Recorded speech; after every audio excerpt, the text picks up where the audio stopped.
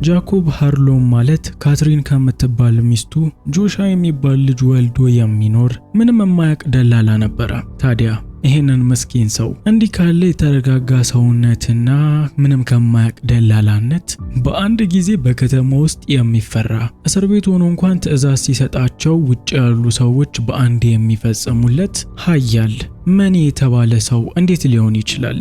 እንዴት አንድ ሰው ሁለት ማንነት ሊይዝ ይችላል? እንግዲያውስ እንተንትነዋ። ጃኮብ ሃርሎስ ማለትም መጀመሪያ ላይ መስኪን ደላላ እያለ አንድ ቀን ከጓደኞቹ ጋር መጠጥ ቤት ውስጥ ነበረ። ከዛም ወጥተው በሚሄዱ ሰዓት መኪናውን እያሽከረከረ የነበረው እሱ ነው። በጊዜው ደግሞ እሱ በጣም ጠጥቷል። እናም መኪናውን አጋጭቶ የአንደኛው ጓደኛው ሕይወት ያለፈ ሲሆን ተጠያቂው ደግሞ ጃኮብ ሆኗል።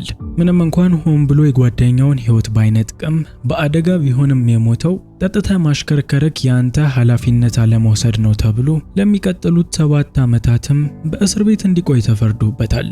ይህንን የሰማችው ባለቤቱ ካትሪንም ልጃቸውን ለብቻዋ እንዴት እንደምታሳድግ ሊገባት አልቻለም።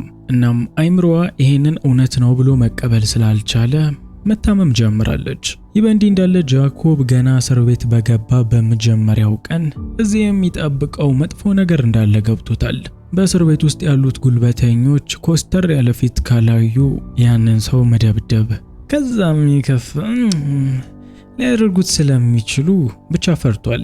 እናም እንዲህ ያለው ነገር በሱ ላይ እንዳይከሰትበት ሲል ገና እስር ቤት እግሩ ከረገጠ ሰዓት ጀምሮ ፊቱን ለደቂቃም ቢሆን ሳይፈታ እንደተኮሳተረን ያለው። ጃኮብ በዚህ እስር ቤት በገባ የመጀመሪያው ቀን ምሽት ላይ አንድ ሰው እየተደበደበ ነው። የሰውየው የመደብደቡ ምክንያት እስር ቤቶች ውስጥ እንዴት እንደሆነ አላወቀም መሰል ኮስተር ባለማለቱ ነው። ዝም ብሎ ሲስቅ ፈሪ ነገር መስሎ ስለታያቸው ምሽት ላይ ደብድበውታል። በዚያን ቀን ማግስት ጃኮብ አንደኛው ሰው ወደሱ ጋር በመምጣት ጉልበተኛ ሊሆንበት ይሞክራል። ጃኮብም የማታው ሰው አይነት እጣ ፋንታ እንዳይደርሰው ሲል አሁንም እንደ አደገኛ ማስመሰል ስላለበት ጉልበተኛ ሊሆንበት የሞከረውን ሰው ይደብድቦታል። ይሄ ድርጊቱ ደግሞ በአሁኑ ሰዓት በጥበቃዎቹ ስለታየበት ለሚቀጥሉት 30 ቀናቶች ጃኮብ ሰዎች ሲያስቸግሩ ወደሚላኩበት የብቸኝነት ክፍል ገብቷል። ይህ በእንዲህ እንዳለ እስር ቤት ውስጥ የሚገኙት ቦትልስ የተባሉት ቡድኖች ጃኮብ ያደረገው ነገር በጣም አስገርሟቸዋል። እናም እንዲህ አይነት ሰው ሲመጣ ወዲያውኑ እንዲቀላቀላቸው ስለሚያደርጉ ጃኮብንም እነሱን የሚቀላቀላቸው ከሆነ ጥበቃ እንደሚያደርጉለት ቃል ገብተውለታል። ጃኮብም ቢሆን እንዲህ ያለው ግሩፕ ጋር ካልተቀላቀለ የሱ ጣፋንታም የሆነው መደብደብ ስለሆነ ጠላት ከመሆን በማለት ከነሱ ጋር አብሮ ለመስራት ወስኗል። ታዲያ እንዳሰበው ግን ከነሱ ጋር ግሩፕ ውስጥ ከተቀላቀለ በኋላ በእስር ቤት ውስጥ ያለው ህይወት ሰላማዊ ሳይሆን በእነሱ የሚመራ በራሱ ምንም መወሰን የማይችል ሰው ነው የሆነው። ይህ በእንዲህ እንዳለ ካትሪን በገንዘብም የሚያግዛት ሰው ስላላገኘች የልጇን ፍላጎት በጣም ለማሟላት እየተቸገረች ነው። በአሁኑ ሰዓት ደግሞ ጃኮብ ከዚህ ሆኖ ምንም ሊረዳት ስለማይችል በቻለችው መጠን ራሷንም ልጁንም እንድትጠብቅ አላስገብቷታል። ጃኮብ ወደ እስር ቤት ሲመለስ ቦትልሶች እሱን መቆጣጠራቸውን ቀጥለውበታል። መጀመሪያ አካባቢ ላይ ትንንሽ የሆኑ እጾችን ከጥበቃዎች እንዲያሳልፍ ያደርጉት ነበር። እነዚህንም ስራዎች በሚገባ ሲሰራ ሲቆይ ከከረመ በኋላ አሁን ላይ ግን የከፋ ስራ ተሰጥቶታል። አንድ እዚህ እስር ቤት ውስጥ የሚገኝ ሰው ችግር ሆኖብናል፣ ያው ምን ማድረግ እንዳለበት አቃል አይደል? ግደለው በማለትም ሰው በእጁ ገሎ ማያቀው ጃኮብን ሰው እንዲገላ አዘውታል። ጃኮብ በበኩሉ ይሄንን ማድረግ አልፈለገም። ግን ቦትልሶች ያሉትን የማያደርግ ከሆነ እሱን ሌላ ሰው እንዲገል እንዳዘዙት ሁሉ በሌላ ሰው ጃኮብንም ሊያስገድሉት ይችላል። እናም አሁንም ከመሞት መሰንበት በማለት ጃኮብ ሳይፈልግ ይሄንን ግደል የተባለውን ሰው ገሎታል።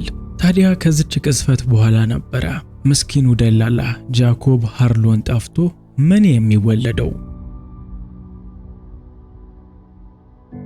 ዓመታት ካለፉ በኋላ ጃኮብ ሰውነቱ እጁ በሙሉ በንቅሳት ተሸፍኗል።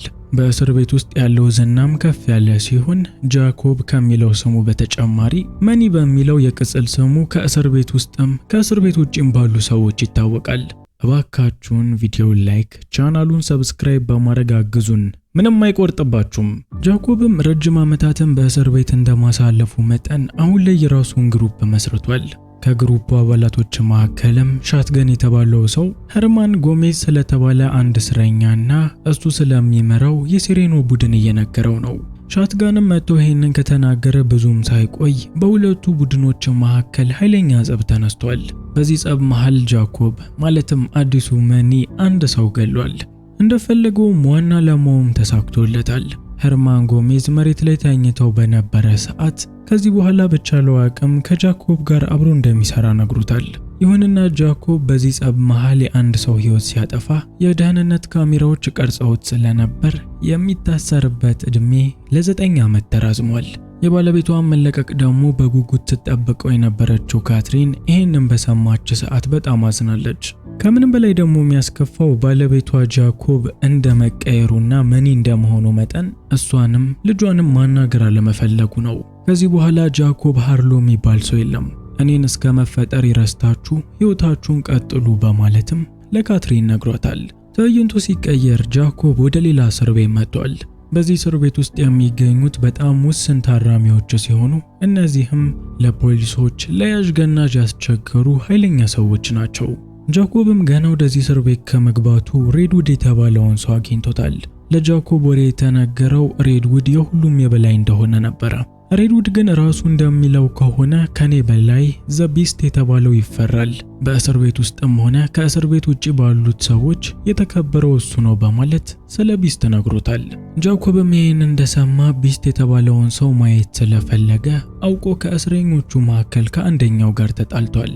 የጃኮብም ሙከራ ተሳክቶለት ቢስት ስለሱ የሰማ ሲሆን ሮበርት በተባለ በአንድ ሙሰኛ ፖሊስ አማካኝነትም ወደሱ ጋር አምጥቶታል። ቢስት እንደሚለው ከሆነ ከጥበቃ ጀምሮ እስከ በላይ አካላቶች እዚህ እስር ቤት ሁሉም የሱ ታዛዦች ናቸው።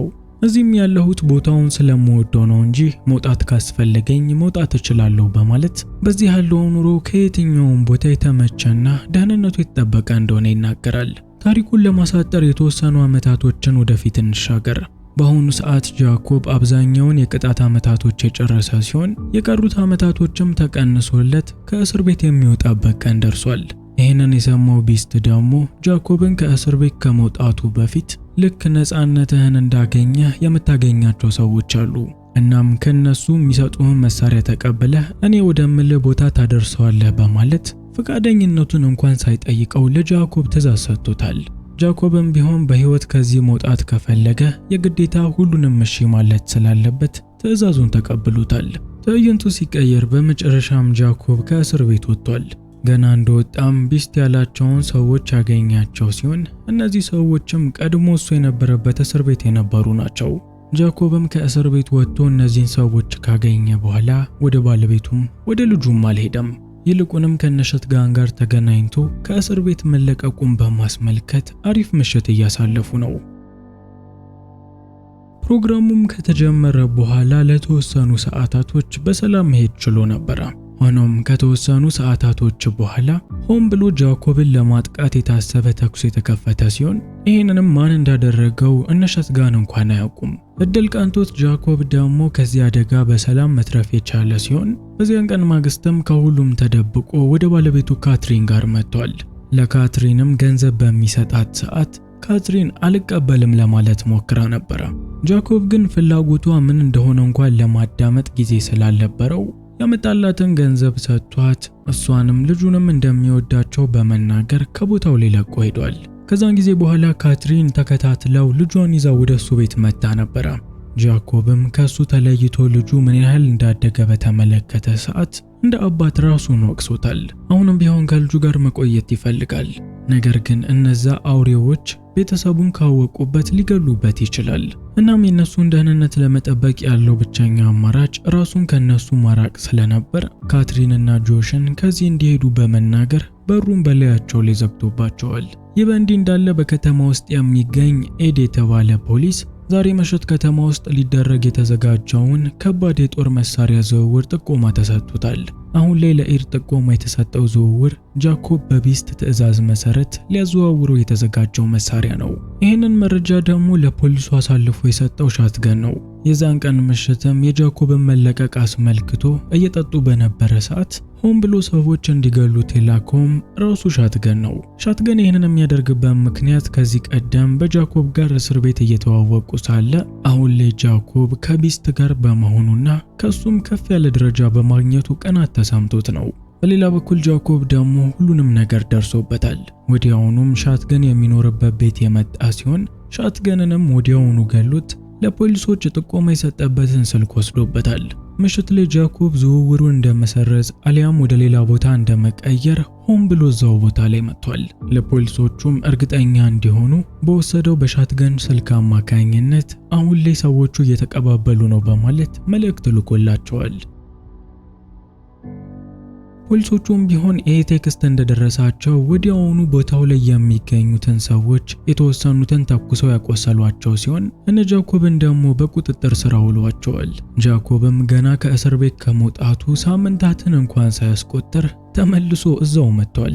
በአሁኑም ወደ እስር ቤት በሚመጣ ሰዓት ያለምንም ምህረት እድሜ ልክ ተወስኖበታል።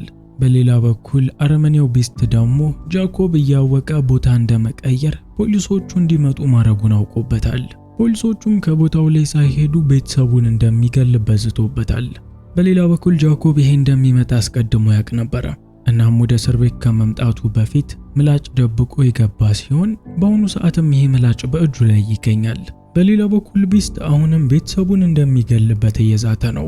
ቢስትም ይሄንን በሚናገር ሰዓት ሮበርት ጃኮብን እንዲያመጣ ትዕዛዝ የተሰጠው ሲሆን ጃኮብም ልክ በሩ እስኪከፈት ከጠበቀ በኋላ ያቺን ምላጭ ተጠቅሞ ሮበርትን በማስፈራራት እሱ ታስሮ የነበረበት አስገብቶታል።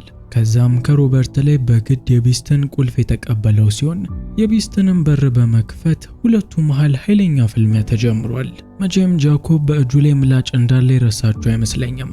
ጃኮብ ያቺን ምላጭ በመጠቀም የቢስትን ጉሮሮ ቆርጦት ሰውየውን የዛኑ ሰዓት ገሎታል። ለሮበርትም ይሄንን ያደረኩት ራሴን ለመከላከል ስል እንደሆነ የምትመሰክር ከሆነ ደህንነት ይጠበቃል፣ ገንዘብም እሸልምሃለሁ በማለት አሳምኖታል። ሮበርትም ቢሆን ከዚህ በኋላ ቢስት ስለሞተ በእስር ቤት ውስጥ ጃኮብ ወይንም አዲሱ መኒ ንጉስ እንደሚሆን ስለሚያውቅ ያለውን ሁሉ በእሽታ ተቀብሎታል። እናም ከዛን ጊዜ በኋላ ከእስር ቤት አጥር ውስጥም ሆነ ከእስር ቤት አጥር ውጪ ጃኮብ ወይም መኒ ስሙ በቢስት ቦታ ተተክቶ ኃያል ሰው ሆኗል። ለፖሊሶቹ ደግሞ ቢስት ሲያዘዋውረው የነበረው የቀረ መሳሪያ የት እንደሚገኝ ነግሯቸዋል። ልጁ ጆሻም ቢሆን ለአባቱ ደብዳቤ ላከለት ሲሆን በደብዳቤው ላይም እናቴ አሁን ጥሩ ገንዘብ እያገኘች ነው፣ ሕይወታችንም ፍጹም ሰላማዊ ነው የሚል መልእክት ተቀምጧል። አያችሁ ጃኮብ ቤተሰቡን ለመጠበቅ የግዴታ ይሄንን ማድረግ ነበረበት። እዛ ውጪ ላይ ሆኖ ከነዚህ ሰዎች ጋር ቢታገል ኑሮ ዛሬም ድረስ ለቤተሰቦቹ ደህንነት ይጨነቅ ነበር። ሆኖም ግን የዝውውር ቦታውን አድራሻ ባለመቀየር ሆን ብሎ እስር ቤት ገብቶ ቢስትን በመግደል ዛሬ ላይ ለቤተሰቡ ነፃነትን አውጇል። እናም ልላችሁ ነው አንዳንዴ የምንወዳቸውን ደስታና ደህንነት ወደፊት ለማስቀጠል ስንል ምናልባት እኛ ወደ ኋላ መቅረት ሊኖርብን ይችላል ለምንወዳቸው ስንል